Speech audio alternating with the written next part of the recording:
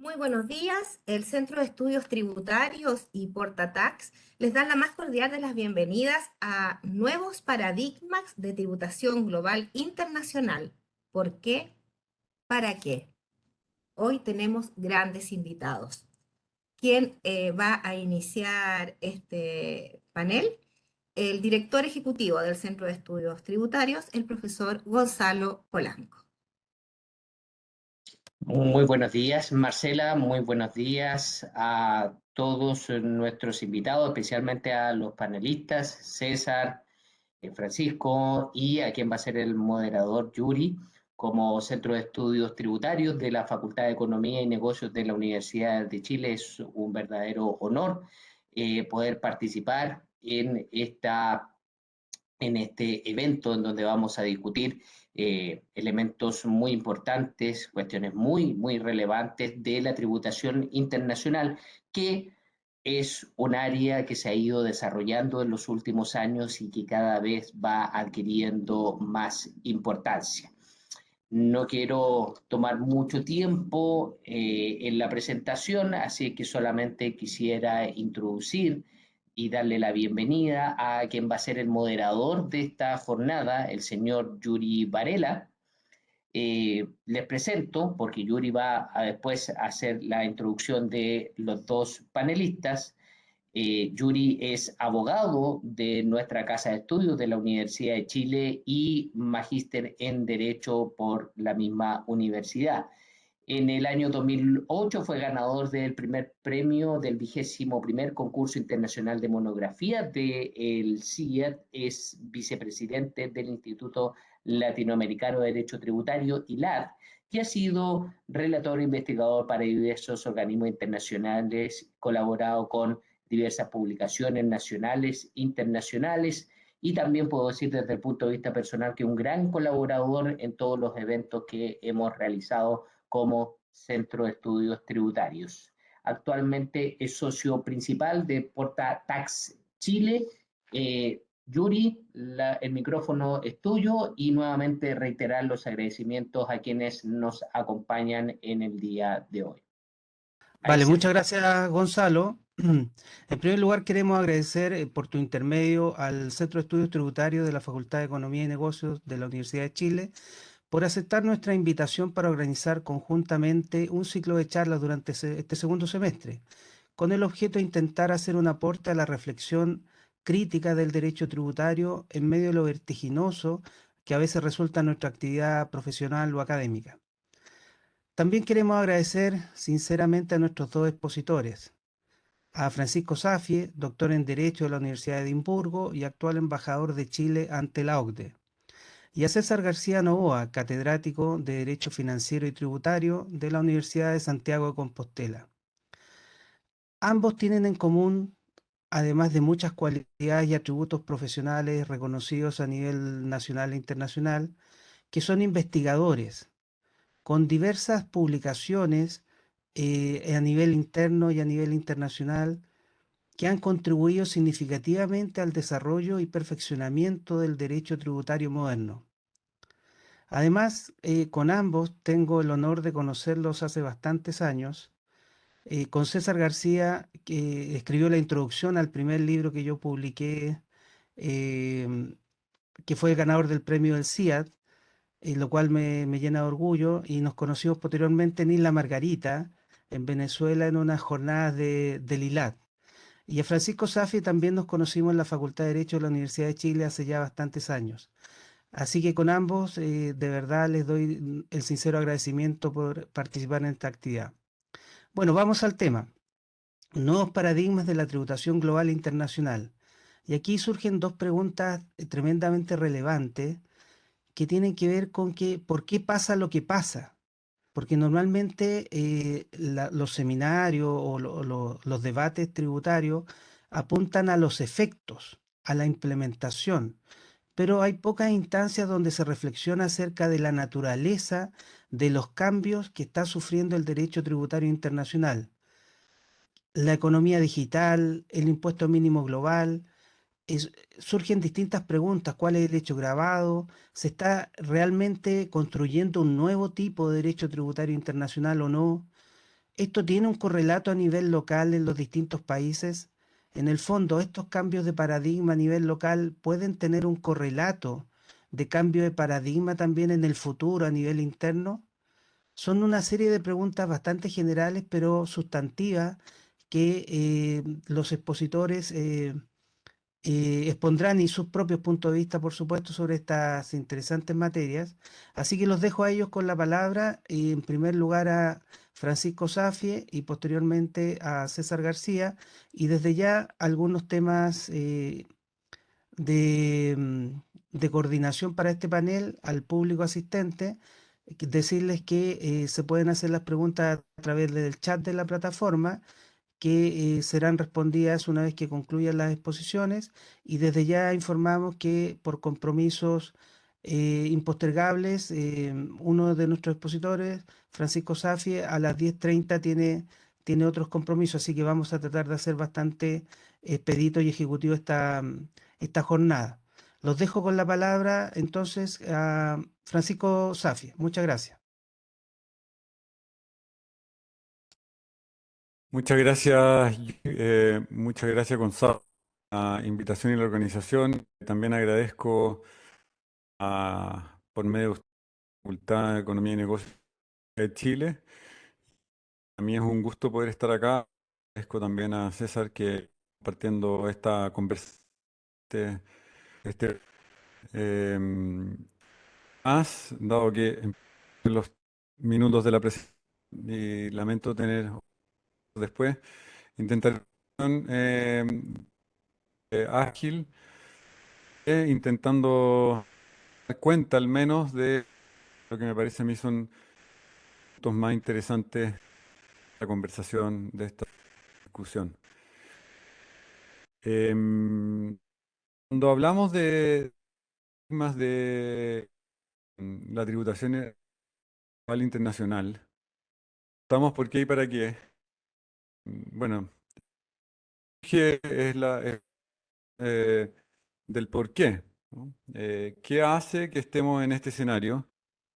En el cual aclaro desde ya, y en mi sombrero más bien de antiguo académico, no de embajador de Chile ante la OECD, no estoy emitiendo alguna opinión de Chile ni eh, en- para Chile, sino que más bien es mi visión respecto de el por qué, el para qué y el cómo, siendo en el cómo más bien una exposición hasta ahora en la OECD respecto a la reputación internacional.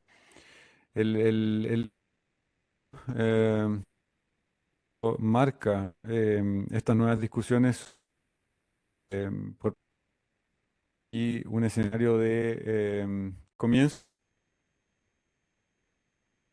internacional las permitir por parte llegar a un escenario de no tributación. Aquí habrá distintas posiciones de elusión tributaria, evasión tributaria, pero lo que sin duda cabe discutir acá, porque es lo que motiva este nuevo paradigma, la elusión tributaria internacional cuando se juega con las legales vigentes tanto como a nivel global. Esa ilusión fiscal internacional temática, obviamente, que el mundo se mueve en la legalidad formal y sustantiva, ¿no? O dentro de los fines sustantivos. Esto llevó a doctor, un profesor de Derecho de Estados Unidos, que lleva a catalogar lo que se denomina su trabajo la existencia de rentas sin estado. Que existe hoy día que algunos animales generen renta, esas rentas no Francisco, tengan... perdona un segundo, lo que pasa es que parece que hay un problema de señal y se escucha un poquito cortado tu exposición y la imagen no se ve tan nítida. Tal vez si solo haces la exposición verbal, se puede escuchar mejor, como tú Hoy. prefieras. Nos sugieren de que puede apagar la cámara y puede mantener solo el audio, porque parece que es un tema de internet, de la señal. Un segundo. Perfecto, gracias. ¿Y ahí sigue cortado, por ejemplo? ¿Me escuchan bien o me escuchan mal? Ahí se escucha mejor. Ahí se escucha mucho mejor. Creo que es un problema del software. Denme a ver si es que se ve mejor también ahí. Ahí está Ahí mejor, sí, ¿no? sí, Resolví, estoy ocupando un software distinto. Esto resuelve el problema. Escucha mal, por favor, y dejo la presentación de lado y lo eh, con la cámara y yo mejor. Decía era entonces que del siglo XX, por evitar la doble tributación animal, abrir las fronteras, el comercio internacional, que ya conocemos como global. Y hacia fines de ese mismo, vamos a ver los problemas derivados existentes en ese momento, que a través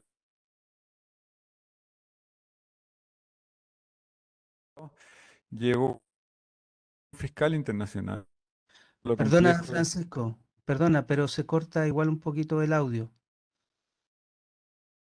Ya, vamos a cortar, ¿no? Si se escucha o no, voy a... ¿Mejor ahí? No. Sí, se escucha mejor. Sí, ahí se escucha mejor.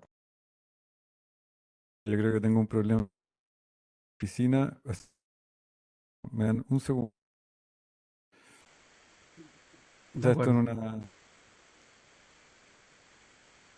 No hay problema, Francisco.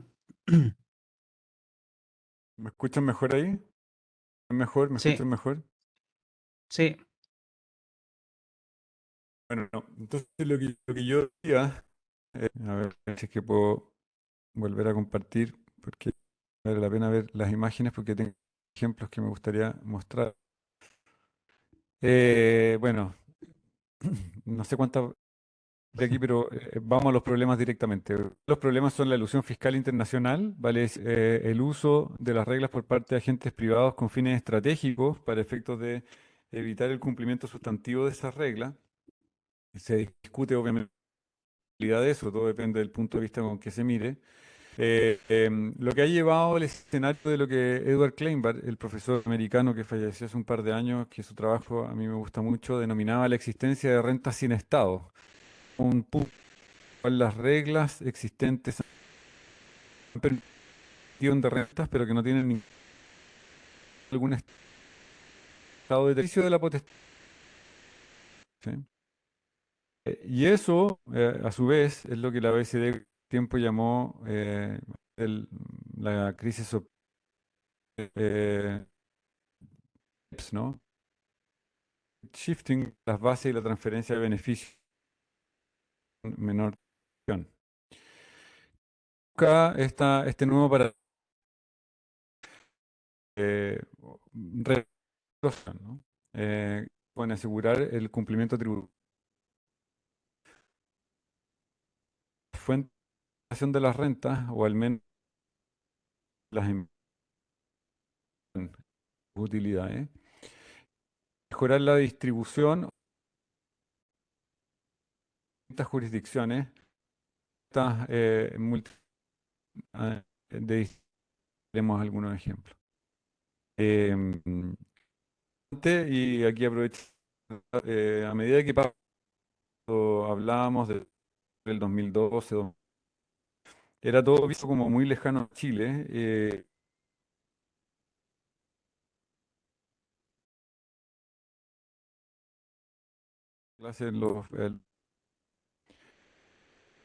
El director de un magíster de tributación internacional, ¿sabes esto? La gente como que se reía un poco, estaba acostumbrada a discutir solo de los y solo de la forma en la cual uno podía aprovechar los convenios.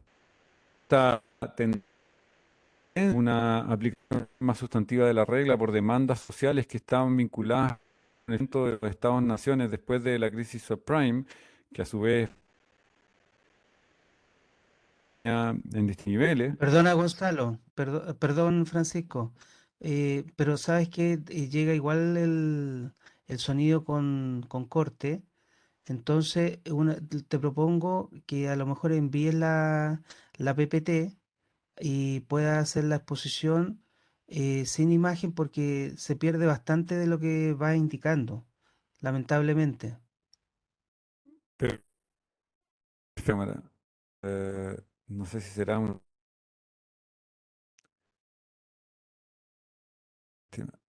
Capaz que les Sí, toca los ejemplos.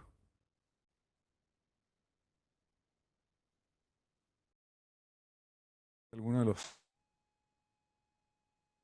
em,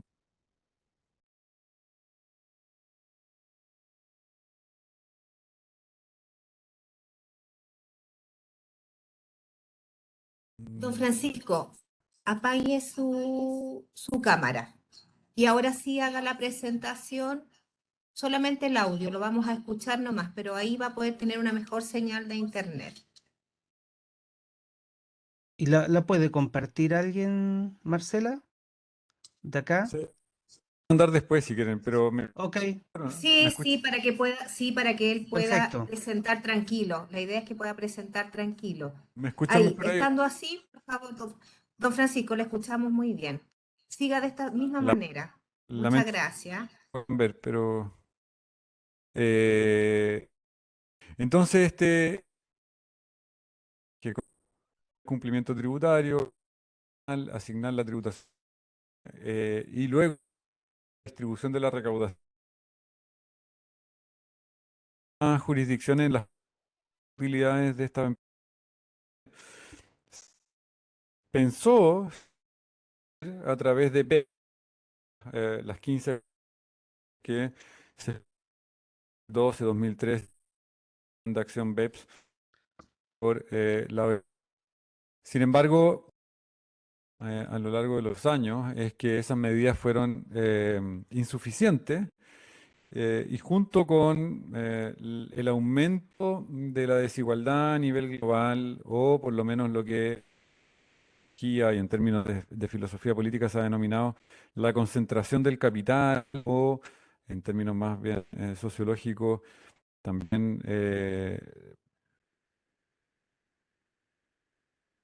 capital con mayúscula y la democracia con mayúscula, como dos formas de, de relaciones sociales que se vieron afectadas hace, lo así, desde la implementación de políticas neoliberales a partir de fines de los años 70, que llevó de una paz que está documentada por varias personas, ha supuesto la segunda Guerra Mundial entre estas formas de organización social, eh, ha llevado a plantear a la vez discusión sobre eh, los dos pilares que llaman ellos de BEPS 2.0.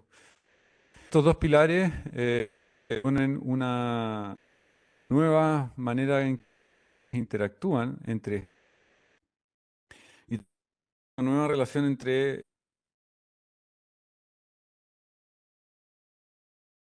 claro, no solo el capital, pero también la afectación hacia la manera en que estas multinacionales empiezan información, personas no relacionadas.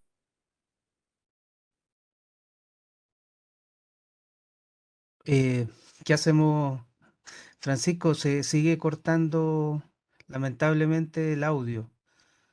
De verdad, no se termina de entender bien los conceptos. Propongo lo siguiente, César. No sé si es posible que tú partas a ver si podemos solucionar en algo el tema con Francisco, porque obviamente es un tema técnico que escapa a lo que podemos organizar, ¿vale?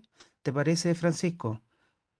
Intentemos con soporte tratar de solucionarlo y podría César Sí, sí. partir. Gracias, César. Muchas ¿Se me gracias, oye, no? A mí Francisco. se me oye bien. Sí, perfecto. Perfecto, no hay problema. Muy bien. Gracias, Francisco. Bueno, pues vamos a ver. Va- Voy a intentar.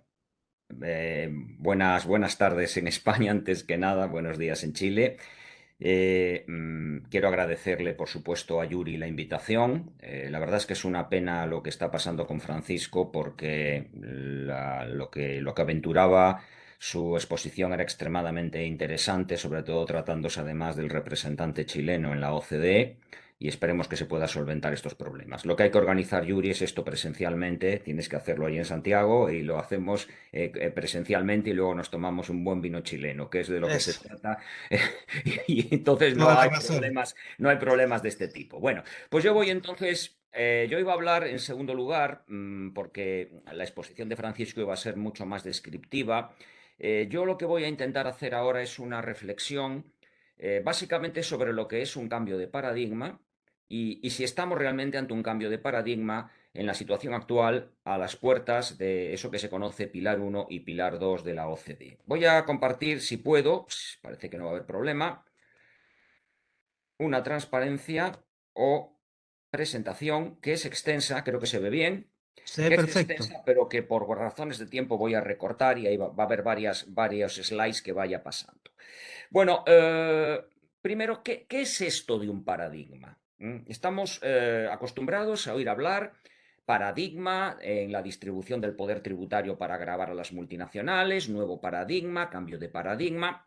A ver, el paradigma los que algo hemos estudiado en su momento de filosofía del derecho y sobre todo de filosofía de la ciencia del derecho, es un concepto que se acuñó en la teoría de la ciencia y sobre todo en la teoría de las ciencias sociales por un filósofo que se llamaba Kuhn y que hablaba de que un paradigma vendría a ser un conjunto de razonamientos interrelacionados que sirven como modelo para explicar algo.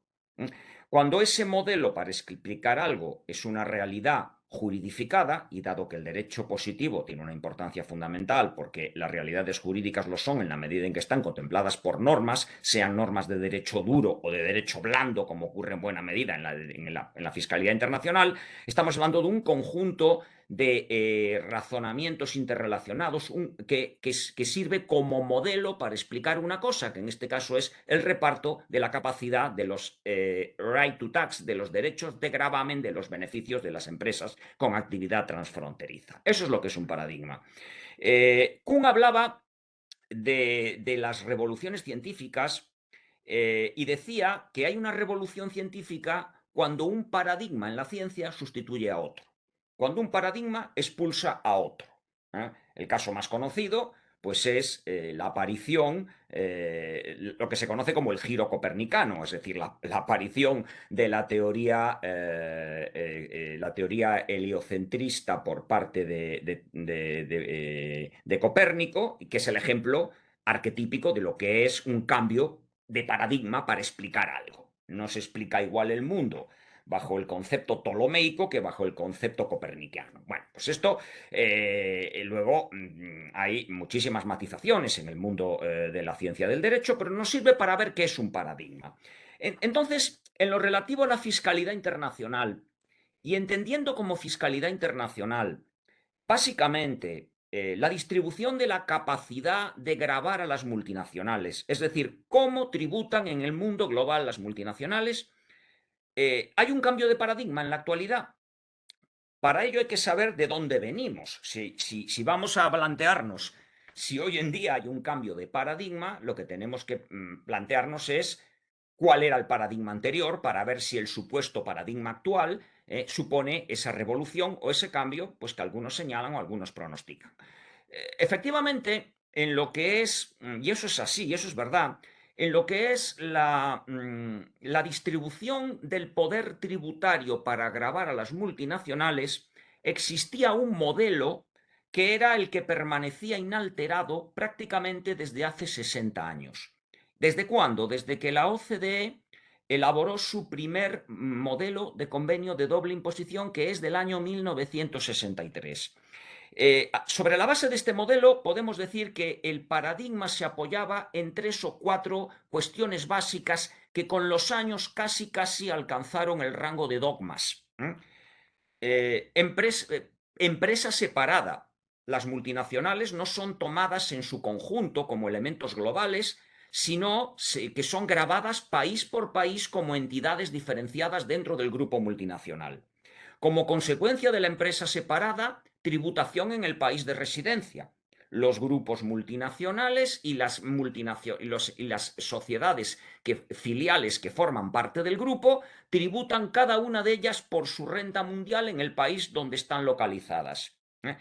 Distribución de la base imponible a través de metodologías tradicionales de precios de transferencia basadas en el principio de independencia, en la regla del arm's length y fundamentalmente en la valoración de las operaciones entre las entidades del grupo, utilizando sobre todo la regla fundamental del libre comparable. Y finalmente, atribución de poder de gravar al país de la fuente exclusivamente cuando se tuviera establecimiento permanente que se basa en la idea de base fija de negocios, es decir, en la presencia física.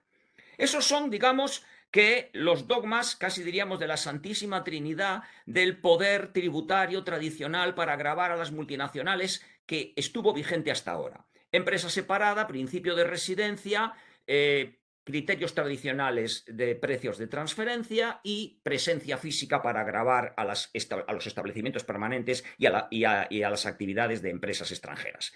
Eso está cambiando. Evidentemente está cambiando, no cabe ninguna duda. Hubo un intento de variarlo o de modificarlo con BEPS. Francisco estaba hablando antes de BEPS. ¿BEPS supuso un cambio de paradigma? Rotundamente no. ¿Supuso siquiera un intento de cambiar el paradigma? Yo dudaría, yo diría que tampoco, ¿por qué? Básicamente BEPS lo que pretendía era taponar agujeros en la nave de la fiscalidad internacional de las multinacionales.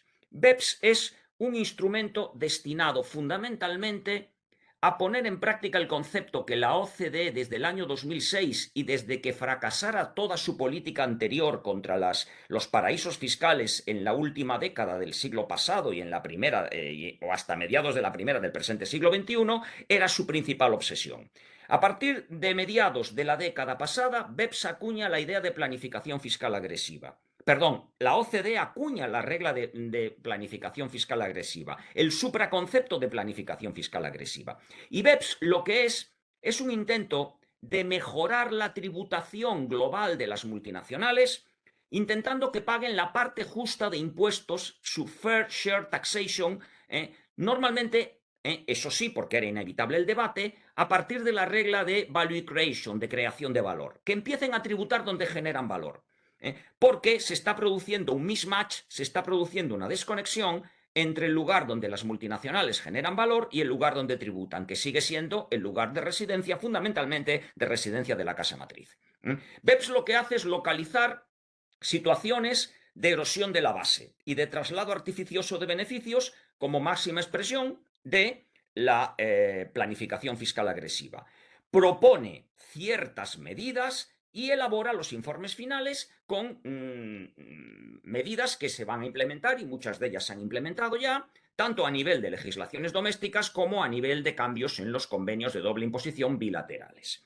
Es un intento de cambiar las cosas para que se empiece a tributar allí donde se genera valor, pero en modo alguno es un cambio de paradigma. Ni la tributación en residencia, ni la tributación con presencia física, ni los elementos fundamentales de los precios de transferencia cambian. Hay cambios significativos. Las acciones 8, 9 y 10 suponen un cambio después de BEPS importante en las guidelines de la OCDE en materia de precios de transferencia, por ejemplo, en asignación de intangibles. Pero no hay una revolución, no hay un cambio radical. El paso siguiente vendrá de la mano de la economía digital, lo apuntaba Yuri. La economía digital sí que obliga al cambio, sí que obliga al replanteamiento. BEPS hablaba de la economía digital en la acción 1, pero prácticamente no decía nada. Cometía un error de bulto, un error de planteamiento, a mi juicio, que era tratar la economía digital como si fuera un compartimento estanco, como si fuera algo diferenciado dentro del conjunto de los problemas fiscales. Y la economía digital no es un sector diferenciado, la economía digital es algo transversal, algo que afecta a toda la economía. Como dice un conocido sociólogo, no es una manifestación nueva de la economía, es la nueva economía. La economía digital es la economía actual y el problema fiscal de la economía digital es un problema transversal y no se puede tratar de forma, no se puede, de forma cantonal o de forma reducida a una simple acción como pretendía la acción 1. La acción 1 del Plan BEPS en su informe final es consciente de eso y no hace prácticamente más que hacer algunas propuestas. Un establecimiento permanente digital, valorando que es muy difícil elaborar una norma de establecimiento permanente digital, sobre todo a partir de la necesidad de unas reglas de allocation profit, de atribución de beneficios que son extremadamente complicadas, una presencia digital significativa como elemento subsidiario, y se plantea un withholding tax en fuente y el equalization tax, que ya empezaba a apuntar, un impuesto específico a las operaciones de las multinacionales cuando sean operaciones B2B, es decir, empresa con empresa, que aplique en el país de la fuente la empresa intermediaria y que grave el beneficio bruto, es decir, un turnover tax que grave el beneficio bruto de la empresa multinacional en el país. Algo que la India ya había inventado y que es la espoleta que da lugar al principal problema que intenta resolver el pilar 1, que es la enorme proliferación de impuestos sobre servicios digitales de carácter nacional, con lo que eso tiene de perjudicial, no digamos ya en ámbitos de integración económica como la Unión Europea, sino incluso a nivel global. Pero lo que realmente supone una necesidad son las características de los negocios digitales. La digitalización de la economía supone innovaciones tan importantes, innovaciones tan disruptivas que obligan a cambiar lo que teníamos hasta ahora. Porque el sistema tributario, y algo apuntaba Francisco de ello, tal y como lo entendemos hasta ahora, no permite capturar buena parte de los beneficios de ciertas empresas que realizan negocios en el mundo digital. En la economía digital, los intangibles tienen una fundamental importancia. Eso ya lo conocíamos desde hace años. Pero además, no es necesario para nada que exista presencia física. Pero además, es fundamental los datos y la masa de usuarios que las empresas tienen en un determinado país. Los usuarios se configuran como un elemento fundamental, como un activo esencial de las empresas multinacionales. En un país donde haya muchos usuarios, una empresa multinacional tiene una clientela cautiva, una clientela fidelizada por instrumentos de interacción o de intercomunicación digital, como pueden ser el acceso a apps, el acceso a páginas web, la existencia de ofertas online, todos esos mecanismos de interactuación que hacen que ese conjunto de usuarios fidelizados constituyan lo que se conoce como intangibles de marketing, es decir, un activo nuevo que no había tenido hasta ahora relevancia y que da derecho a esa jurisdicción, que pasa a llamarse ahora jurisdicción del mercado, a gravar los beneficios de las empresas multinacionales que, situadas en el exterior, normalmente en Estados Unidos, obtienen enormes beneficios de esa masa de usuarios sin que hasta ahora esa situación o esa circunstancia hubiera tenido relevancia fiscal. Por tanto, eso había que cambiarlo. Había que cambiarlo y había que cambiarlo de una forma importante. Fundamentalmente porque, como he dicho antes, los distintos países, viendo que la comunidad internacional no tenía una apuesta decisiva por un cambio que permitiera capturar esas rentas de esas empresas multinacionales que con el sistema tradicional, con el paradigma clásico que venía de 1963 no podían ser gravados, estaban empezando a crear sus propios impuestos unilaterales sobre servicios digitales. Hay múltiples ejemplos al respecto. Hay múltiples ejemplos. Desde el modelo de impuestos desviados que creó el Reino Unido en 2017, el Divert Profit Tax, hasta los ejemplos en algunos países europeos o no europeos, como es el caso de Hungría, República Checa o Israel, de impuestos sobre publicidad online, hasta el modelo Equalization Tax que, creado en la India, ese turnover tax que gravaba los beneficios brutos resultantes de la facturación en el país por las empresas no residentes en operaciones business to business, adoptaron países como Francia, por ejemplo, y en buena medida Italia. Es decir, se estaban empezando a plagar el sistema fiscal de impuestos unilaterales, como en el caso de España en el año 2020, el impuesto de servicios digitales, creando situaciones de distorsión y alarmando sobre todo a las multinacionales y sobre todo a Estados Unidos, que es la sede central de la mayoría de las grandes multinacionales que operan en el mundo digital, por lo menos de las GAFA y de las más importantes que operan en este sector de la economía. Muy bien, pues ante esta circunstancia, donde también tiene una enorme relevancia el hecho de que países como los del área latinoamericana en algunos casos se adhirieran a la creación de impuestos unilaterales y en otro utilizaran una estrategia que a mí me parece muy inteligente, que es extender el IVA a los servicios digitales. Eso es una estrategia que entiendo que es inteligente por una sencilla razón, porque desde hace muchos años, estamos hablando ya desde el año 2008-2010, en Europa se ha consagrado para los servicios electrónicos la regla de tributación en destino. Sobre todo para los B2C, Business to Consumer. Cuando el consumidor se encuentra en un determinado lugar, se aplica el IVA del lugar donde se encuentra el consumidor, tributación en destino. Regla que en buena medida se podía extrapolar a la tributación directa y que permitía que el IVA, funcionando como un impuesto en destino que gravaba allí donde se encontrara el consumidor y donde se consumiera el servicio digital, pudiera operar como una especie de sucedáneo a estos impuestos de servicios digitales sin necesidad de crear un impuesto nuevo y aplicando pues, los mecanismos tradicionales de gestión del impuesto sobre el valor agregado. Sin embargo, fundamentalmente la comunidad internacional se dio cuenta que tenía que reaccionar contra esto. No voy a hacer, porque no tengo tiempo, una exposición pormenorizada de las distintas fases.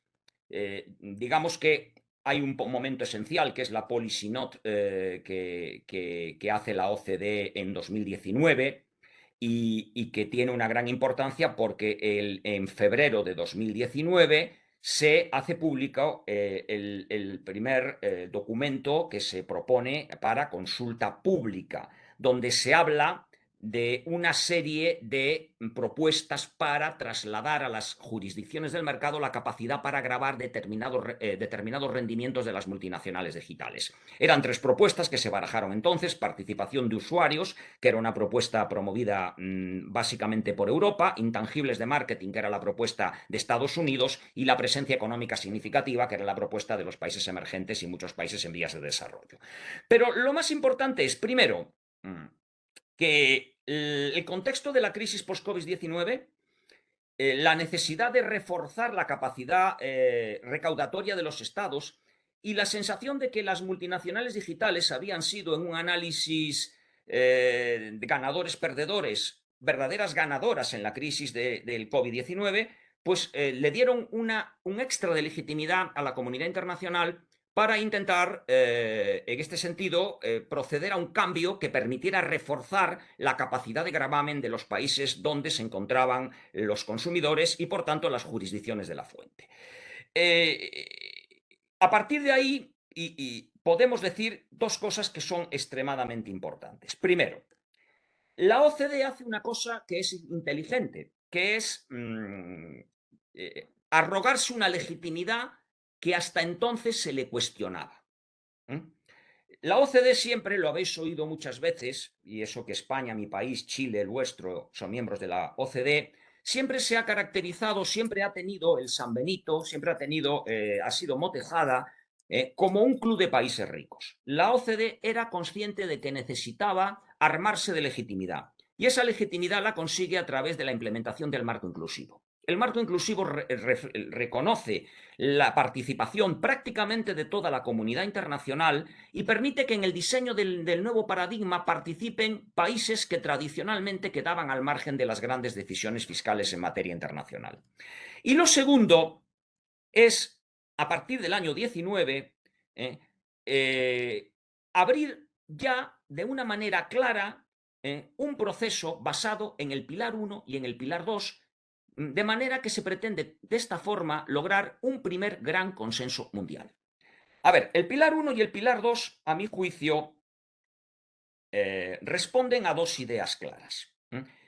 La idea del Pilar 1 es muy clara. Con el Pilar 1 lo que se pretende es reasignar derechos de gravamen, trasladar los right to tax, el derecho a tributar, a hacer tributar, de la jurisdicción de residencia, de la jurisdicción donde se encontrara la entidad última del grupo, es decir, la jurisdicción de la matriz, a los países de la fuente, ahora redenominados como jurisdicciones del mercado.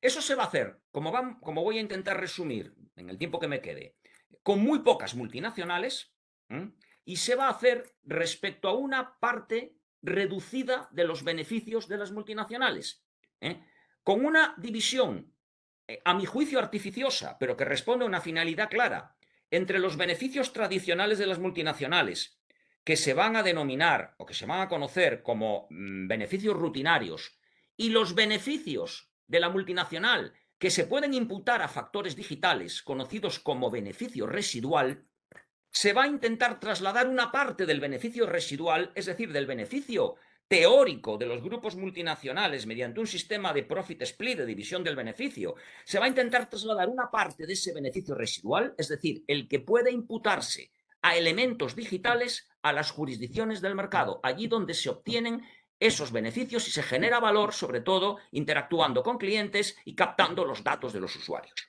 Esa es la primera idea. ¿A cambio de qué?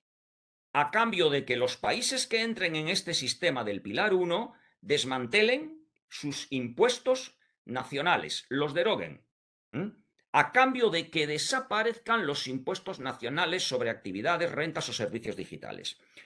De tal manera que el Pilar 1 es un sucedáneo, o pretende ser un sucedáneo de la fórmula utilizada hasta ahora de que cada país cree su propio impuesto sobre servicios digitales. Y se pretende vender a la comunidad internacional con el argumento de que su aplicación va a ser muy sencilla. Si nos fijamos en el statement de 2021, que es la base fundamental del Pilar 1, veremos que a la hora de determinar el beneficio que se va a distribuir a las jurisdicciones del mercado, vamos a partir de un beneficio que tiene en cuenta dos cuantías, que son la ADS y la CFB. Básicamente son beneficios que proceden de servicios digitalizados y beneficios que proceden de interactuación directa con los consumidores finales. Eso es lo que es la suma A. Esa suma A, que se va a calcular a partir de un desglose del beneficio global de la multinacional, calculando primero lo que corresponde a beneficios rutinarios y descontando ese beneficio rutinario del beneficio total para quedarnos con el beneficio residual, de ahí el nombre de residual, entendiendo que ese beneficio residual corresponde a estos factores donde hay una interacción con el cliente debido a factores digitales, eso es lo que en parte se va a atribuir a la jurisdicción del mercado. Y se le dice, esto va a ser muy sencillo, porque no, la empresa multinacional no va a tener obligaciones específicas de gravamen y de gestión en tu jurisdicción. Que es tanto como decirle al país en cuestión, a la jurisdicción de mercado que va a entrar en el Pilar 1 y que va a disponer de esa suma A, es tanto como decirle que te va a caer un maná del cielo. Te va a llegar una masa de beneficios que se va a calcular a través de unos cálculos que va a hacer la propia multinacional. Esa masa de beneficios te va a caer y tú la vas a gravar aplicando la tasa doméstica. Es decir, va a ser un sistema muy sencillo. Lo difícil es el cálculo de ese beneficio residual sumando ADS y CFB, el cálculo de esa suma A. Eso va a ser lo complicado, pero eso en principio se va a hacer allí donde la multinacional tenga su sede central. Y lo va a hacer fundamentalmente la multinacional. A ti te va a caer del cielo una masa de dólares que vas a poder gravar con tu tasa interna y vas a tener un ingreso extra. Todo a cambio de que elimines tu impuesto sobre servicios digitales nacional si es que lo tienes. Eso es un poco la idea. Pero a esa suma A se suma, valga la redundancia, una suma B, que no es la parte importante del Pilar 1, pero que sí tiene importancia. Porque la suma B lo que pretende es hacer una valoración objetiva de unos ingresos que tradicionalmente eran extremadamente difíciles y controvertidos, que eran los que correspondían a filiales y establecimientos permanentes en las jurisdicciones de la fuente que llevaban a cabo actividades de marketing y actividades de distribución. Con la distribución se ve claramente. Las distribuidoras en los países donde había una fiscalidad media o alta se convertían normalmente en entidades de riesgo limitado y el beneficio asignado a la distribuidora era un beneficio que se calculaba a través de las reglas tradicionales de los precios de transferencia con evaluaciones de funciones, activos y riesgos. Y generaba una enorme controversia. Se va a decir, vamos a establecer un sistema opcional para a través de un margen fijo, para a través de un coeficiente sobre una tasa de retorno fija, se establezca una retribución a estas actividades calculada de modo objetivo, que además va a funcionar como un mecanismo para evitar la doble imposición, porque si la multinacional se acoge a este mecanismo, va a existir la posibilidad de calcular conjuntamente la suma A y la suma B, y no se va a poder exigir por suma A la multinacional en la jurisdicción de la fuente una cantidad mayor que la que la multinacional venía pagando en esa jurisdicción por actividades de marketing o de distribución desarrolladas por filiales o establecimientos permanentes en la misma. Por tanto, se intenta utilizar un instrumento de safe harbor, de puerto seguro, con la doble finalidad de objetivar, reducir la controversia y la inseguridad jurídica y al mismo tiempo mitigar la doble imposición. Pero claro, la cuestión aquí es, ¿esto a quién se va a aplicar? ¿Esto a quién se va a aplicar? Pues se va a aplicar no a todas las multinacionales. Se va a aplicar solamente a multinacionales con actividades transfronterizas que superen los 20.000 millones de euros de facturación anual. Es un umbral que se pretende reducir, pero que de salida ya hace que las multinacionales que vayan a entrar en este grupo sean pocas. Por tanto, no todas las multinacionales van a entrar en este reparto. Se dice que solo las 100 empresas multinacionales más importantes van a entrar en este reparto. Además, con una regla de minimis adicional que es muy importante. Y también con otra regla que es la exigencia de un 10% de rentabilidad. Este 10% de rentabilidad se va a hacer sin tomar los criterios del documento anterior del Blueprint sobre segmentación de líneas de negocio. Me explico. Todas las multinacionales que tengan un 10% de rentabilidad derivada de los beneficios y los ingresos brutos contabilizados, se le da una enorme relevancia a la contabilidad en el pilar 1 y también en el pilar 2, a la contabilidad y a las normas internacionales de información financiera que pasan a tener una trascendencia fundamental, van a entrar van a poder ser gravadas por este nuevo pilar 1.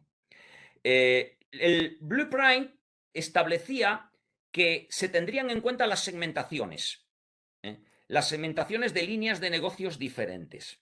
Eso generaba la posibilidad de que algunas empresas que tienen distintas líneas de negocios, el caso de Amazon es muy importante y muy conocido por todos. Amazon tiene delivery y tiene streaming, entretenimiento. Y esas líneas de negocios tienen porcentajes de rentabilidad diferente. Lo que viene a decir el statement, el documento final del pilar 1, es que esa segmentación solo se tendrá en cuenta si contablemente ya aparece reflejada como tal. Y si como consecuencia de esa segmentación, las distintas líneas de negocios individualmente cumplen los distintos objetivos y los distintos requisitos para estar en este pilar 1. Por tanto, esa es una cuestión muy importante que restringe mucho el número de empresas. Van a ser relativamente pocas empresas multinacionales las que vayan a entrar en esta vía.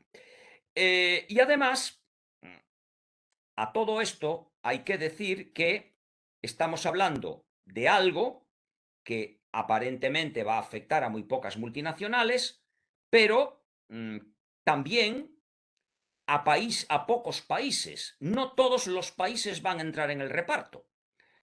Aquí hay una norma que se llama de minimis, que es extraordinariamente extraña y sobre todo injusta.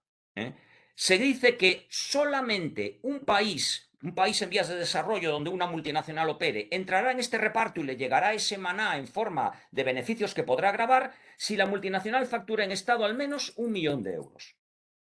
Y en países con un Producto Interior Bruto inferior a 40.000 millones de euros, el umbral se fija en 250.000 euros de ventas en la jurisdicción.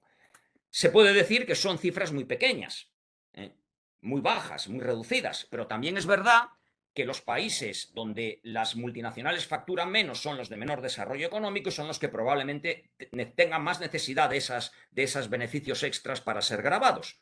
Por lo tanto, una norma que establece esta limitación extra, sobre todo cuando las multinacionales no van a tener, ya lo hemos dicho, obligaciones específicas de cumplimiento en cada jurisdicción, pues no parece la norma más adecuada. ¿Qué ocurre con este Pilar 1? Pues que es un paquete cerrado. Las jurisdicciones que lo han aceptado se supone que habrán valorado si le conviene más entrar en la distribución y gravamen de esta parte del beneficio residual, de que le llegue caído del cielo ese beneficio y lo puedan gravar, que mantener su propio impuesto unilateral de servicios digitales. Porque a muchas seguramente no les convendrá. Algunos países ya han dicho que aunque no les conviene, prefieren estar en el club del marco inclusivo que no estar. Y además habrá que aceptar también un nuevo mecanismo de resolución de controversias, porque esto generará un montón de controversias. Por ejemplo, en la determinación del importe A que hemos denominado se van a generar montones de problemas. Y eso va a obligar a tener un nuevo mecanismo de solución de controversias, es decir, un arbitraje obligatorio que por fin va a tener la presencia que debería tener en el derecho internacional tributario y que hasta ahora no había tenido. Pero hay que aceptarlo todo. Es un paquete en bloque. Es un combo, no se puede tomar como un menú ni como una comida a la carta. Hay una cosa que es muy importante. En cuanto a la supresión de los impuestos nacionales, se habla de medidas de carácter unilateral, por tanto, impuestos nacionales unilaterales, no medidas derivadas de convenios, y de impuestos sobre servicios digitales. A mi juicio, ahí no entra el IVA a la actividad digital. El IVA no es un impuesto específico sobre servicios digitales. Es un impuesto general sobre el consumo que se puede extender a los servicios digitales, pero no es un impuesto específico sobre servicios digitales. El Pilar 2 es la gran contrapartida. Hay quien ha dicho que es la exigencia de los países desarrollados para que el Pilar 1 saliese adelante.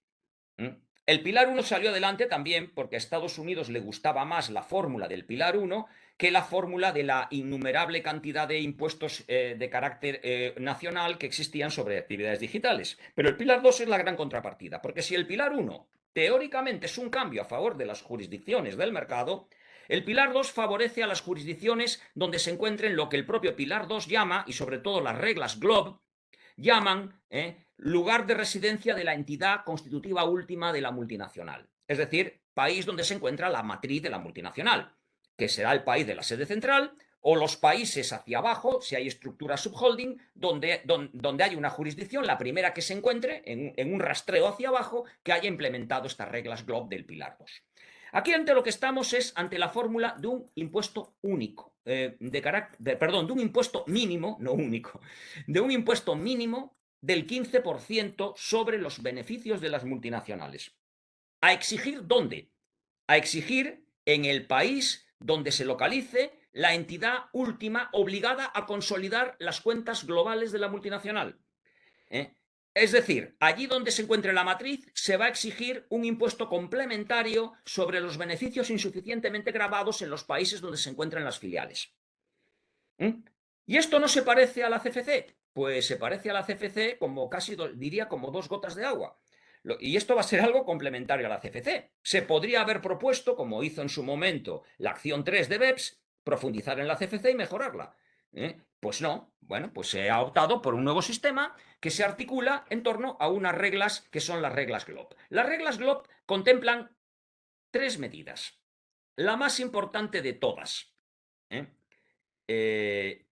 la medida del impuesto del llamado o de la llamada regla de inclusión de beneficios, que es el elemento fundamental. La regla de inclusión de beneficios, la Income Inclusion Rule, es una regla según la cual allí donde se encuentre la matriz se podrán gravar los beneficios insuficientemente gravados, es decir, gravados por debajo del 15%, en aquellos lugares donde el grupo tenga lo que se conoce como una entidad constitutiva, que son filiales o establecimientos permanentes. Claro, esto conlleva muchas cuestiones. Primero, ¿a quién va a afectar? Pues también va a afectar a pocas multinacionales, porque hace falta tener operaciones por 750 millones de euros en los 2 últimos ejercicios. Se estima que a unas 4.000 multinacionales a nivel global. Algunas más, curiosamente, que al pilar 2, porque el pilar, perdón, que al pilar 1, porque el pilar 1, después de pasar por todos los umbrales y por todos los límites cuantitativos, al final se va a aplicar a 100 grandes multinacionales.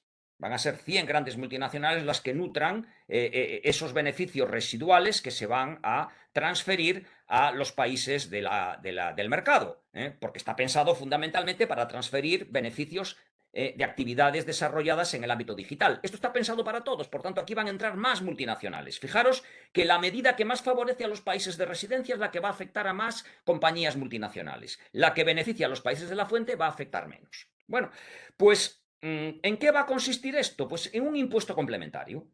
Un top-up tax, un impuesto complementario que se va a exigir allí donde la multinacional tenga la residencia. Este impuesto se va a exigir sobre todos aquellos beneficios que en los países de la fuente no se encuentren gravados al menos en un 15%. Ese 15% parte de, y esto es importante, tasas efectivas. Las reglas de GLOBE nos dicen cómo se calcula la tasa efectiva. La tasa efectiva es resultante de la tasa efectiva global, que no es otra cosa que el resultado de tomar las normas consolidadas a través de la aplicación de normas internacionales de información financiera. Para que esto funcione hay que estandarizar el cálculo de beneficios con normas contables de aceptación universal, porque si no esto no funciona, y a partir de ahí determinaríamos cuál es el beneficio que se está gravando y cuáles son los impuestos que se pagan. Beneficios gravados dividido por impuestos, numerador y denominador, nos permite calcular el tipo efectivo. Pero ojo, aquí el tipo efectivo se calcula jurisdicción por jurisdicción y el beneficio gravable se captura jurisdicción por jurisdicción. Esto es lo que se conoce como el blending. Y esto es diferente a lo que se viene aplicando en Estados Unidos desde el 2017, que es el GILTI, que es la fórmula americana que tendrá que cambiar cuando Estados Unidos asuma el pilar 2 y quiere implantar el impuesto mínimo también a nivel de Estados Unidos. Pues, ¿esto qué quiere decir?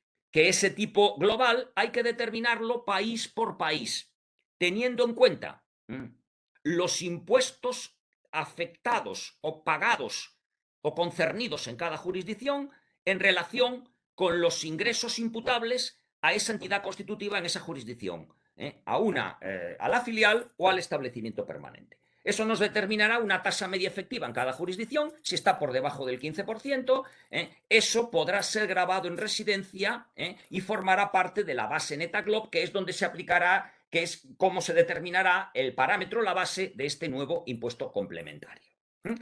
Bueno, pues las normas especifican, esto es bastante más complejo que el pilar 1, y sobre todo para las jurisdicciones donde se encuentren las matrices y tengan que determinar este cálculo, y se determina cuál es o cuál va a ser esa base que se va a gravar. Ojo, de esto se va a descontar determinados importes que no van a ser capturados para ser grabados en residencia. Es los llamados carve-outs, y lo voy a explicar brevemente y voy a ir terminando ya.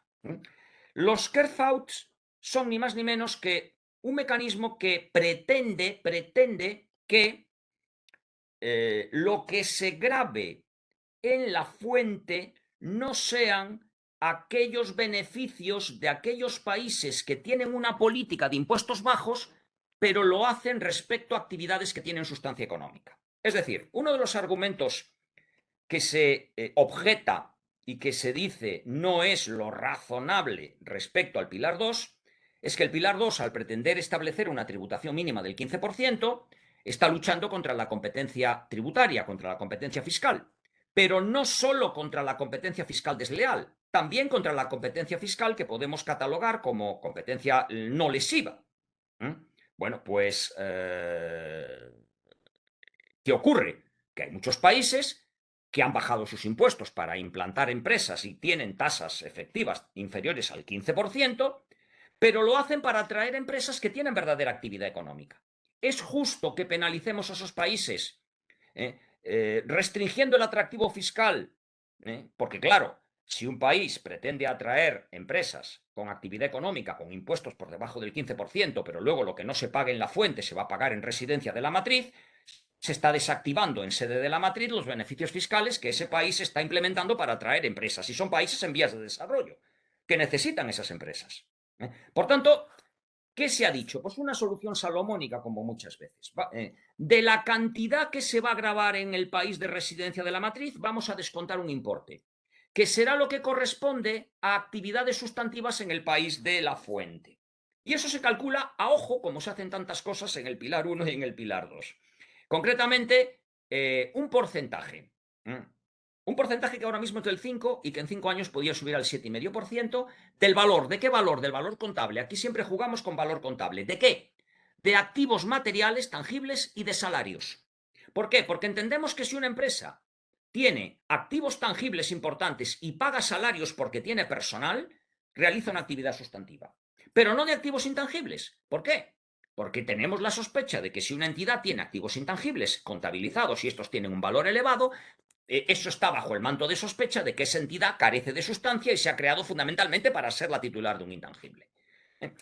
Se dice que no se prevén algunas cosas que en BEPS sí estaban, como por ejemplo los patent box europeos, que sí que no son regímenes preferenciales o que no lo son en la medida en que cumplan los requisitos de la acción 5 de BEPS, como es la cláusula de Modify Nexus Approach, etcétera, etcétera. Pero bueno, el carve-out funciona con esa idea.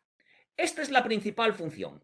La regla de impuesto complementario basada en la inclusión de renta. Lo que no se grave en la filial al 15% puede ser capturado y grabado en el país de residencia de la matriz.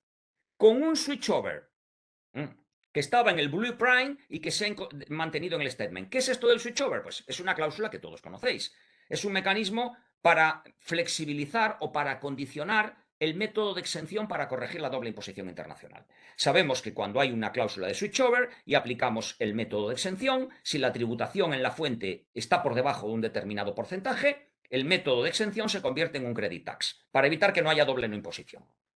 Bien, pues lo que se dice es que como hay países con convenio, es decir, no lo hemos dicho, pero lo digo ahora, Pilar 2 funciona al margen de los convenios, las reglas GLOBE funcionan al margen de los convenios, como hay países con convenio, donde se prevé el método de exención en principio parece que chirría en relación con este mecanismo de la regla de inclusión de rentas, porque si la regla de inclusión de rentas consiste en incluir la renta en la base gravada en el país de residencia de la matriz, la renta no está exenta. No parece que se coneste mucho con el método de exención. Por tanto, si hay método de exención, si no hay tributación mínima en la fuente del 15%, se convierte en un método de credit tax aplicando una regla tradicional que es la switchover, que aparece aquí también.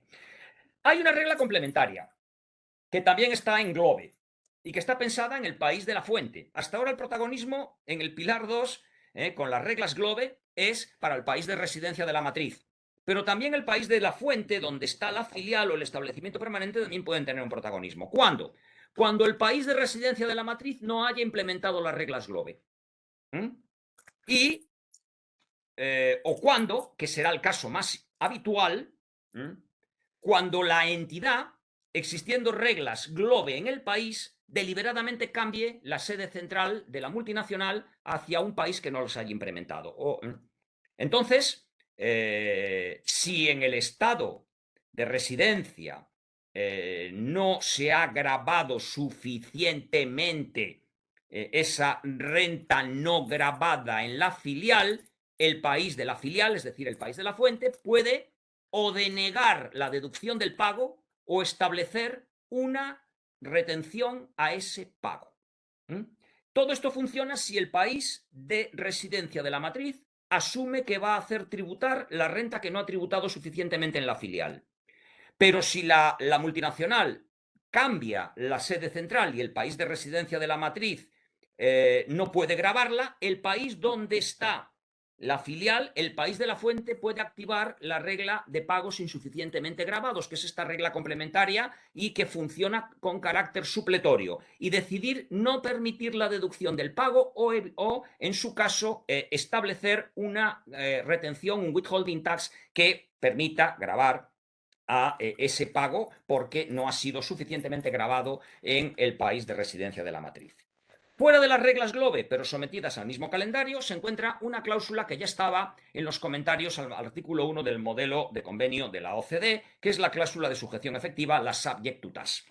Esta cláusula prevé que cuando haya convenios, esos convenios deben modificarse e introducir una medida que permita a los países de la fuente denegar las ventajas del convenio cuando no haya un gravamen suficiente en el país de residencia de la matriz. Estableciéndose además una tributación que va a ser alternativa de la aplicación de la regla del impuesto mínimo global, que es entre el 7,5 y el 9,5, que en cualquier caso, como podemos comprobar, es inferior al 15%, que es donde se ha fijado este impuesto mínimo global. Bueno, todo esto, y ya termino de verdad, merece una valoración. ¿Es ventajoso o es ventajosa esta idea del impuesto mínimo global? Lo primero que tenemos que decir es que, a diferencia del pilar 1, el pilar 2 es, y lo dice las reglas GLOBE, un enfoque común. Es decir, que no es de implementación obligatoria. Es decir, la propia comunidad internacional, consciente de las dificultades de establecer este nuevo sistema de impuesto mínimo global, pues ha decidido que la cosa se tome con mucha calma y, bueno, se habla de 2024, pero no es imaginable, incluso 2026, pero vamos a ver, 2026 en el mejor de los casos. Por tanto, yo creo que esto va a ir con bastante calma. Algunos de los elementos del GLOBE o de fuera de GLOBE, como es la regla de sujeción efectiva, van a exigir cambios muy importantes. Para aplicar la regla principal de inclusión de rentas e incluso también la regla de pagos infragravados, pero sobre todo la regla de inclusión de rentas, que es la principal regla de las reglas GLOBE, del pilar 2, va a hacer falta cambios en la legislación interna de la mayoría de los países para crear un mecanismo alternativo a la transparencia fiscal internacional, a la CFC. Pero también va a haber cambios si se quiere aplicar la cláusula de sujeción efectiva, la subject to task, en los convenios de doble imposición. Cuando hay que hacer cambios en muchos convenios, va a haber que hacer lo que se hizo para implementar las reglas BEPS, un instrumento multilateral, porque no es imaginable que estemos esperando a que se renegocien toda la enorme red de convenios que hay en el mundo. Por tanto, el camino va a ser largo. Además, se ha dicho si realmente la tasa del 15% es acertada. ¿Por qué? Porque inicialmente se habló del 21 y a última hora se fijó en el 15. ¿Por qué lo digo? Porque es una tasa que algunos consideran realmente reducida. Desde luego está muy por debajo de la media. En América Latina la media está en un 27% aproximadamente. Claro que hay que diferenciar que en algunos casos trabajamos con tasas efectivas, como es en el caso de la regla de inclusión de rentas, y en otros casos, como es en el caso del subject to task, hablamos de tasas nominales. Pero hay que tener en cuenta que la regla puede suponer, incluso han dicho algunos, que podía suponer un race to bottom, es decir, hemos puesto una tasa tan baja, que puede que muchos países empiecen a bajar sus tasas, que ahora están muy por encima del 15, para aproximarla al 15%. Y se pueda dar una situación de reducción de tasas, que es probablemente algo que no se quería o que no se quiere con el pilar 2. Eso sí, muchos países que han utilizado la reducción de tipos para atraer empresas, pues ya no hablamos solamente de paraísos fiscales, jurisdicciones no cooperativas, países donde se fomentan las empresas offshore, pero van a tener también que competir, como ha dicho el Banco Interamericano de Desarrollo, de otra manera. Tendrán que ofrecer otras cosas que no sean impuestos más bajos. Seguridad jurídica, transparencia, compliance, es decir, otro tipo de cosas. Y lo que es más importante es pensar cómo está ahora el mundo para una implementación a corto plazo de este pilar 2, sobre todo en términos de realismo político. A ver, las dos grandes áreas que pueden implantar e impulsar pilar 2, que fundamentalmente favorece a los países donde residen las matrices de las multinacionales, son Estados Unidos y Europa. Estados Unidos ahora mismo tiene el GLTI, que no es compatible con las reglas GLOBE porque tiene un blending a nivel de grupo, no país por país. Por tanto, tiene que adaptarlo. Hay un proyecto de la administración Biden que es el Build Back Better, la triple B, que ha sido aprobado en el Congreso, pero que en el Senado de Estados Unidos está absolutamente paralizado, porque hay además algunos conocidos senadores, incluso demócratas, que están radicalmente en contra del proyecto. No parece que, dado el escenario que se aventura de cara a las legislativas en Estados Unidos el próximo año, donde es posible incluso que los republicanos lleguen a controlar ambas cámaras, que sea factible sin grandes reformas que este proyecto de adaptación de las normas de Estados Unidos al Pilar 2 vaya a prosperar de una manera rápida. ¿Qué ha hecho Europa? Europa ha hecho algo que suele hacer, ser la avanzadilla, y ha aprobado ya en diciembre del año pasado una propuesta de directiva para implantar obligatoriamente las reglas internas relativas a la implementación del Pilar 2. Pero es una directiva que requiere unanimidad de los países europeos, y el primer filtro, que tuvo lugar el 15 de marzo pasado en el Ecofin, ya fracasó, y hay países como Polonia, Suecia o Malta que han manifestado su oposición frontal a esta directiva, que pretende establecer como obligatoria las normas a nivel doméstico, las normas vía transposición de la directiva, estas normas del Pilar 2. Con lo cual, la situación no es, hasta lo que parece, tan inmediata como lo que podría deducirse de esa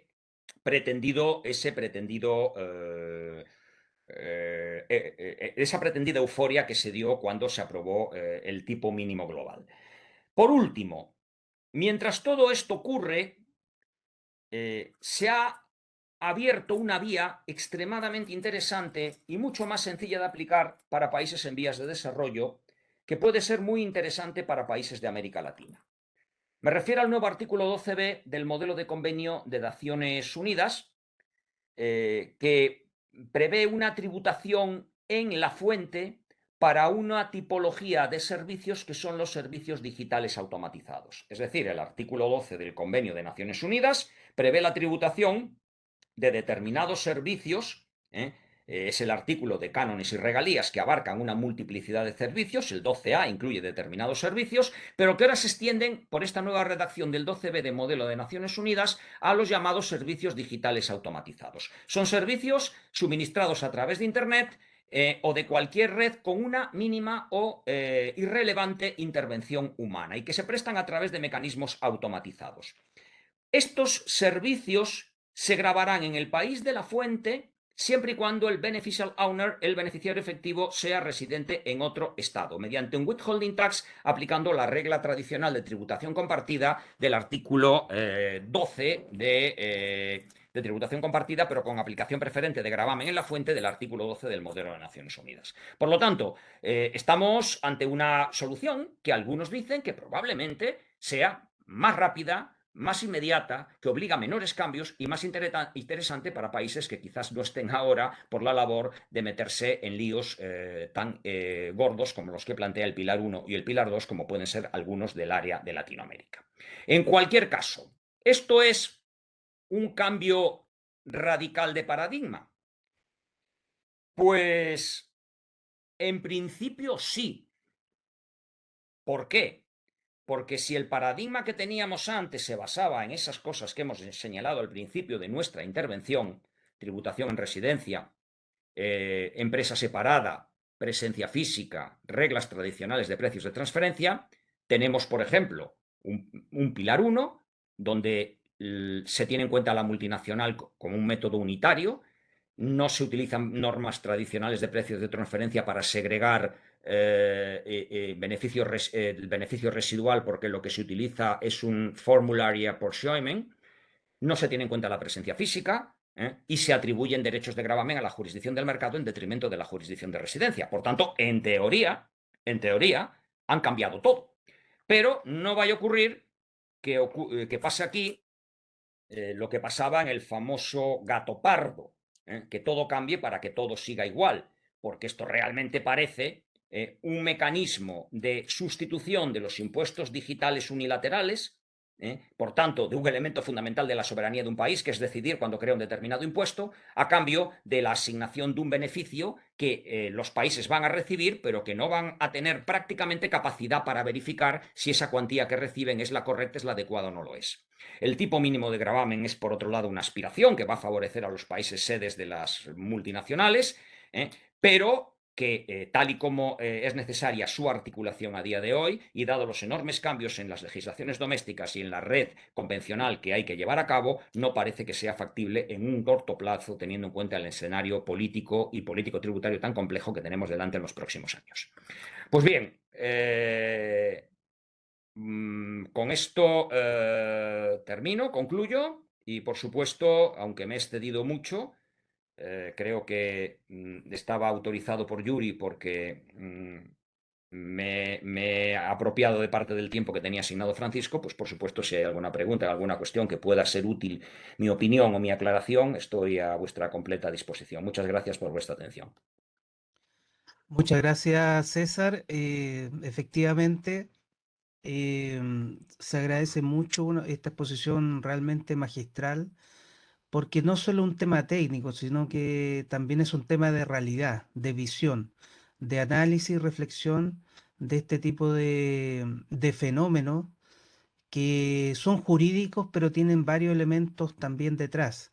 Y la verdad que tocaste muchos puntos tremendamente interesantes.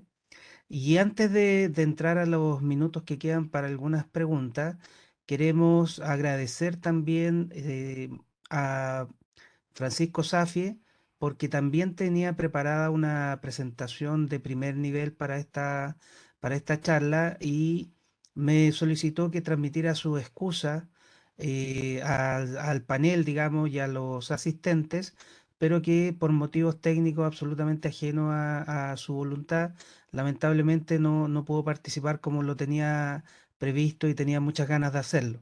Así que agradecemos también a Francisco el esfuerzo que hizo y será para una próxima oportunidad escuchar sus interesantes también puntos de vista.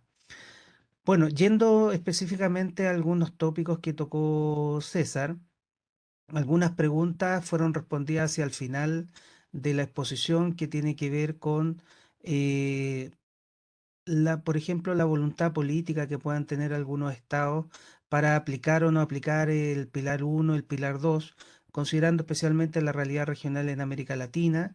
Ese es un tema muy relevante, digamos. No sé cómo tú has ido, yo sé que no tiene un conocimiento exacto, obviamente, pero cómo has ido percibiendo en general que se va desenvolviendo esta estos avances de Pilar uno y Pilar 2 en la región. ¿Cómo lo percibes tú? Bueno, vamos a ver. Primero, ya lo decía en mi intervención, creo que la OCDE, en términos reputacionales, podríamos decir, ha hecho una cosa bien que no había hecho, a mi juicio, en BEPS. Cuando se aprueba el plan BEPS y se terminan de redactar los informes conclusivos en el año 2015, se convocan una serie de conferencias regionales para que las distintas áreas del planeta, los distintos países que no son miembros de la OCDE, pues opinen sobre las propuestas BEPS. Y en las dos conferencias que se desarrollaron del área América Latina y el Caribe, que fueron, si no recuerdo mal, 2016 y 2017 en Lima y en Bogotá, los países de América Latina pues dijeron que BEPS se había hecho de espaldas a los intereses de los países latinoamericanos, y se señalaron pues una serie de cosas que BEPS no había tenido en cuenta. Aquí lo que se hizo fue invitar al club a todos. A todos. Es decir, los de la OCDE y los de la no OCDE van a venir al club y van a colaborar con nosotros para decirnos cómo se debe rediseñar a nivel internacional la nueva fiscalidad. A ver, el Pilar 1 aparentemente es favorable para los países en vías de desarrollo, y por tanto los países de América Latina podrían en principio abrazar la fórmula del Pilar 1, sobre todo tal y como queda diseñada en el statement. Si voy a recibir, si soy un país con una gran masa de población que está interactuando todos los días con Facebook, que está comprando cosas por Amazon, que está recibiendo entretenimiento por Netflix, yo quiero recibir para grabar una parte de los beneficios que Facebook, que Amazon y que Netflix obtienen en mi jurisdicción y aplicarles la tasa impositiva que yo decida. Esto parece maravilloso y en principio ningún país de América Latina pues podría en principio estar en contra. ¿Qué ocurre? Que eso significa constreñir la capacidad para crear impuestos sobre actividades digitales en el futuro, con lo cual estamos ante un auténtico sucedáneo. ¿Se va a grabar en la fuente? Sí, pero a través de un mecanismo que sustituye, porque cuando hablamos de un modelo de convenio de la OCDE que reparte el poder tributario entre país de residencia y país de la fuente, estamos hablando de una norma de reparto del poder tributario, pero que no afecta a los derechos u obligaciones fiscales de los países, porque eso sigue estando retenido por la soberanía tributaria de los países. Ahí no ha habido cesión de soberanía. Aquí hay una cesión parcial de soberanía porque te comprometes a no crear un impuesto sobre servicios digitales, sin que se haya aclarado todavía cuál es el perfil, cuál es el perímetro de ese concepto, y yo creo que fuera queda, por tanto, en principio a los países de América Latina no les debería afectar tanto porque han optado en buena medida muchos de ellos por la fórmula del IVA a los servicios digitales, no les debería afectar tanto esta medida. Por tanto, a partir de aquí, todo un bien. Claro, luego empiezan los recortes, y los recortes son que y luego ves la combinación de los distintos umbrales, tanto los umbrales cuantitativos como los umbrales sustantivos, y resulta que al final quedan prácticamente como multinacionales que van a entrar en el reparto, unas 100. Y al final, pues te encuentras, el BIT ha estimado más o menos cuánto podían recaudar los países de América Latina con el Pilar 1, pero te encuentras con que luego, como consecuencia también de la aplicación de la suma B, una parte de lo que venías grabando de las distribuidoras en tu país va a ser grabado a través de un sistema objetivo. Y te encuentras después también con que va a haber limitaciones, porque si la multinacional no factura el 1.000.000 de de límite, que lo normal es que sí, pero a lo mejor en el caso, yo que sé, de Nicaragua no factura, pues vas a quedar fuera cuando a lo mejor tú eres de los que más necesitas esa financiación extra. Por tanto, empiezas a ver lo que hay detrás y a lo mejor no es tan interesante. Pero bueno, al fin y al cabo, esto es algo que se le ofrece a los países. Como digo, es un combo. Usted lo toma o usted lo deja.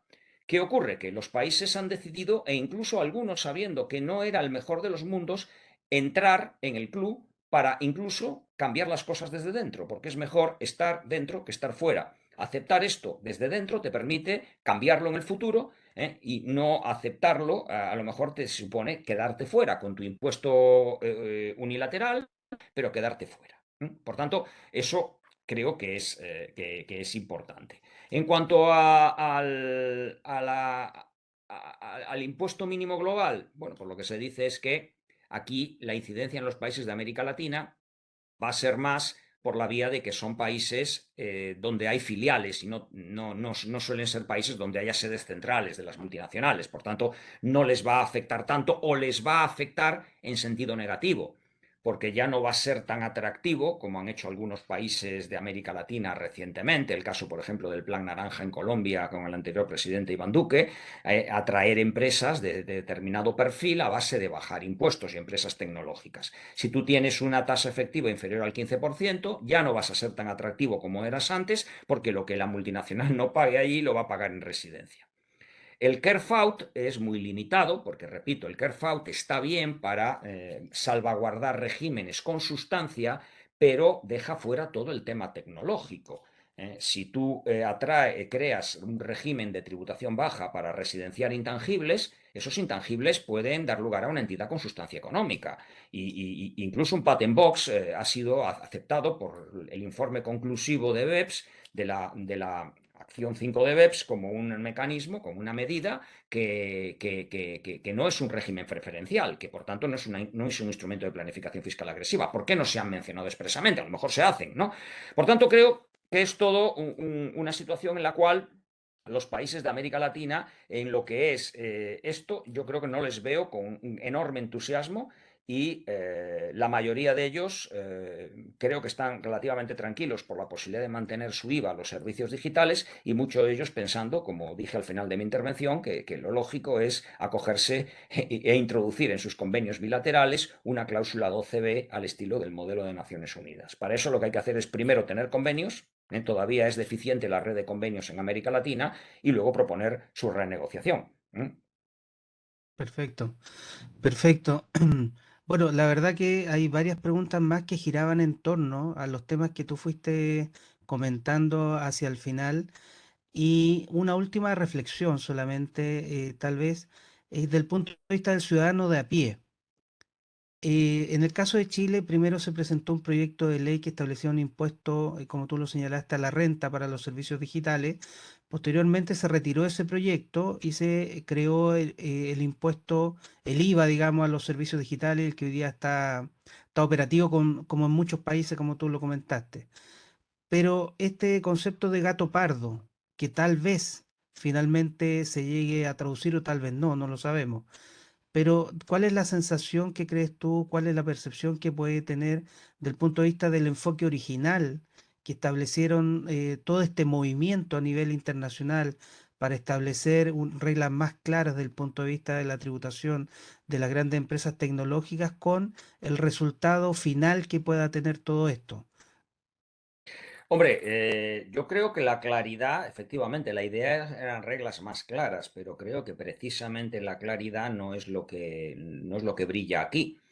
Y aquí había una pregunta que de forma muy irónica decía principio de simplicidad, ¿no? Porque efectivamente todo esto que hemos visto es cualquier cosa menos fácil de aplicar.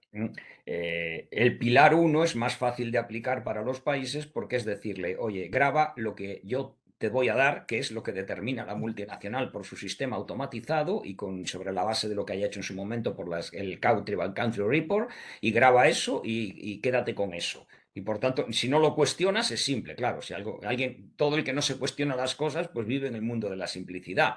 Pero la introducción de las medidas del pilar 2, las GLOBE y la de la regla de sujeción efectiva de carácter convencional, pues no son fáciles, ¿no? Y sobre todo en el país de residencia de la matriz, va a ser muy complejo determinar ese tipo efectivo global y sobre todo determinar en cada jurisdicción, el blending jurisdicción por jurisdicción, determinar cuál es el tipo medio efectivo porque se está tributando en cada jurisdicción, imputando correctamente los impuestos e imputando la parte del beneficio consolidado global a cada jurisdicción. No va a ser nada fácil. Entonces, la simplicidad no es el mayor elemento definitorio de estas reglas. Si la comunidad internacional pretendía simplicidad, porque incluso cuando pretende Safe Harbor, como es el caso de la Amount B, de la suma B, no es tampoco sencillo ni tampoco es fácil lo que hace. Y los CARFAO, que también son un sistema objetivo, tampoco es un sistema sencillo. Por tanto, no hay ningún tipo de simplicidad en esto. La vía más sencilla es el IVA o el withholding tax en el pago, en fuente, está clarísimo. Sobre todo porque no obliga a crear nada nuevo. Es decir, siempre la complejidad está en la creación de cosas nuevas que no sabemos cómo van a funcionar.